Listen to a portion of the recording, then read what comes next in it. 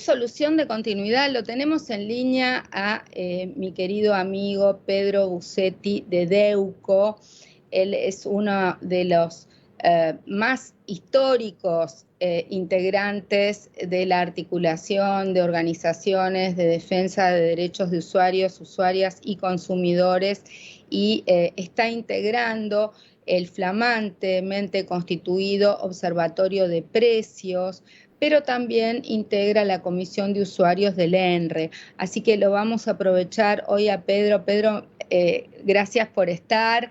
Te vamos a tratar de aprovechar de manera concisa pero contundente. Por un lado, se vienen las nuevas facturas que están llegando en diciembre de electricidad, ya vienen con el producto de la desaparición de los subsidios más el aumento que estaba previsto, pero ya estamos entrando en una nueva audiencia pública que el ENRE anuncia para en los próximos días por el transporte de la electricidad, y después ya nos mandaron la nota para una audiencia pública en enero por la distribución de la electricidad. Entonces, electricidad, este es un cuento de nunca acabar. ¿Cuándo terminan los aumentos y cómo esto nos va a impactar? ¿Cómo podemos resistir como usuarios y consumidores y demos la información para que más gente participe de la audiencia? ¿Verdad, Pedro?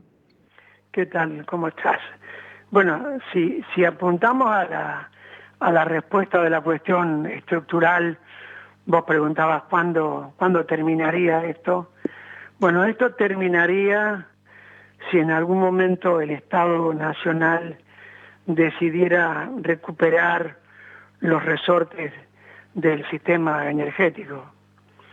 No solamente la distribución eléctrica, sino el transporte, la generación, y todo lo que concierne a la actividad energética, tanto en energía eléctrica como en gas natural.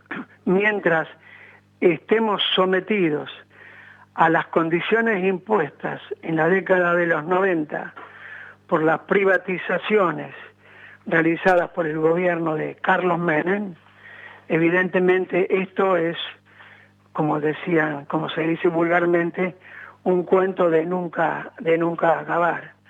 Ahora, como bien señalabas vos, tenemos que afrontar una renegociación.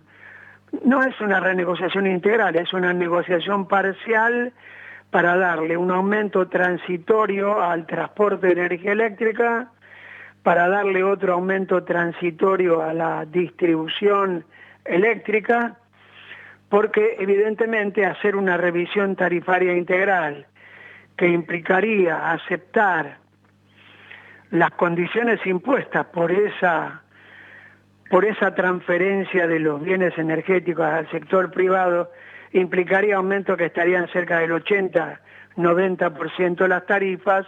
Entonces la Secretaría de Energía vuelve a acordar una recomposición tarifaria provisoria hasta tanto se den las condiciones como para hacer la revisión tarifaria integral. Y en un contexto donde, en el caso de la energía eléctrica, a las distribuidoras Edenor y Edesur, que tienen una deuda con Camesa de 240.000 millones de pesos, se le dan facilidades de pago en hasta 8 años, con 6 meses de gracia y con una quita, una reducción de los intereses, de la tasa de interés del 50%. Entonces, para no realizar la revisión tarifaria integral, se acuerda que se le dé este tipo de facilidades para afrontar la deuda que tienen con Camesa y se les va a dar una recomposición tarifaria provisoria. Mientras tanto, bueno, se acomodan un poco la situación económica general del país. A lo que hay que agregarle... Creo que Edesur estaba planteando la venta de la empresa, pero nosotros venimos planteando, y nuestro homenaje a Héctor Polino, que falleció, que siempre lo decía en todas las audiencias, que Edesur era una de las empresas que había recontra violado e incumplido el contrato, que podía ser rescindido el contrato. ¿No puede ser aprovechada esta circunstancia para introducir algún cambio? ¿Podemos ir a la audiencia pública con energía a plantear alguno de estos puntos? Porque yo no veo salida. En esto es una espiral de nunca acabar. Bueno, justamente, requerida nuestra opinión sobre la cuestión de Edesur, nosotros manifestamos públicamente, digo nosotros desde Deuco, sin involucrar al conjunto de las asociaciones, que estaríamos de acuerdo en que el Estado recupere esa empresa para el Estado Nacional, de la misma manera que en 2007 se hizo con lo que en aquel momento era Aguas Argentinas y pasó a ser del Estado Nacional y se transformó en AISA.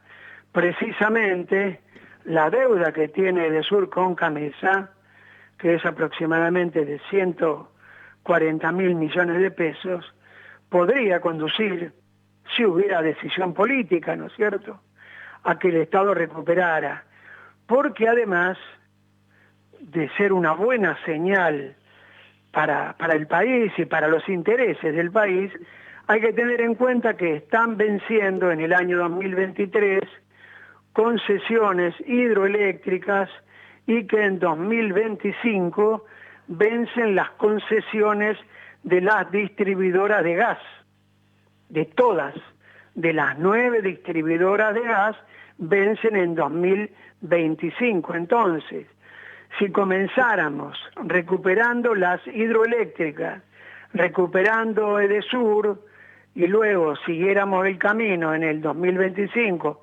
recuperando nuevamente lo que fue en su momento Gas del Estado, empresa emblemática, histórica, ejemplo de empresa estatal durante prácticamente medio siglo y que luego fue desarticulada y privatizada por la gestión del menemismo, sin duda que estaríamos dando una buena señal en la recuperación de la decisión estratégica de manejar la energía en nuestro país, ¿no es cierto? Te cambio de tema para que nos cuentes un poquito. Observatorio de precios que creó la Secretaría de Comercio. Se reunieron planteos, expectativas, lanzamiento de precios justos y el rol de las organizaciones. Bueno, el Observatorio de Precios es creado por una ley, la ley 26.992, sancionada en el año 2014. Tuvo un desarrollo interesante en el año 2015. Luego, cuando asumió la presidencia el ingeniero Macri, dejó sin efecto el funcionamiento del observatorio y ahora, durante la gestión de Alberto Fernández, recién la semana pasada, luego de la recomendación pública que hiciera la vicepresidenta de la Nación, señalando que había que poner en funcionamiento el Observatorio de Precios, allí el Ministerio de Economía decidió recomponer esa situación y volver a constituir el observatorio, que está integrado, de acuerdo a la ley, por distintos ministerios del Poder Ejecutivo y por 3 organizaciones de consumidores, que tiene como objetivo estudiar y brindar informes sobre la cadena de valor de todos los productos que componen la canasta básica de alimentos, los productos de consumo masivo, los insumos que llevan adelante la industria y también las telecomunicaciones de nuestro país. O sea, esta es los objetivos. Nosotros, cuando participamos de la reunión de constitución del observatorio, señalamos la necesidad de que los primeros temas a tratar sean alimentos y medicamentos. Alimentos porque, bueno, sabemos todos el aumento de los alimentos que fue superior a la inflación del año 2022 y que dentro de la canasta de 50 productos que mide el INDEC hay 24 alimentos que aumentaron más del 100%.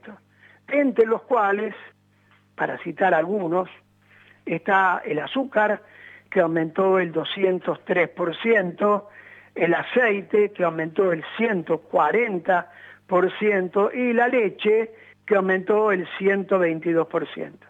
Como los alimentos son la parte fundamental del gasto de las familias, es evidente que el primer tema a considerar es el tema de alimentos. Y el segundo tema, propuesto por las organizaciones de consumidores, es el tema de alimentos. ¿Por qué? En primer lugar, porque el incremento de los alimentos también ha sido superior al índice de precios al consumidor del año 2022. Dijiste primer tema y segundo tema, porque primer tema es alimentos. ¿Cómo? Primer tema, alimentos, y segundo tema... Medicamentos. Medicamentos, correcto. Perfecto. ¿Por qué? Porque los medicamentos aumentaron por encima de la inflación y porque además el gobierno nacional firmó un acuerdo en julio de este año por el cual el aumento de los medicamentos no podía superar el índice de precios al consumidor mensual. Tenía que ser un punto menos al de la inflación. Ese acuerdo venció el 18 de noviembre, hace apenas una semana, y tras esa finalización comenzaron las remarcaciones en los precios de los medicamentos. Entonces, entendemos que es prioritario tratar el tema de medicamentos y fundamentalmente de alimentos entre tantos temas que hay para las mesas de trabajo que se constituyeron en el Observatorio de Precios. Bueno, Pedro, vamos a seguir con este tema, te vamos a seguir invitando y a los otros compañeros que nos representan en el observatorio y te agradecemos muchísimo.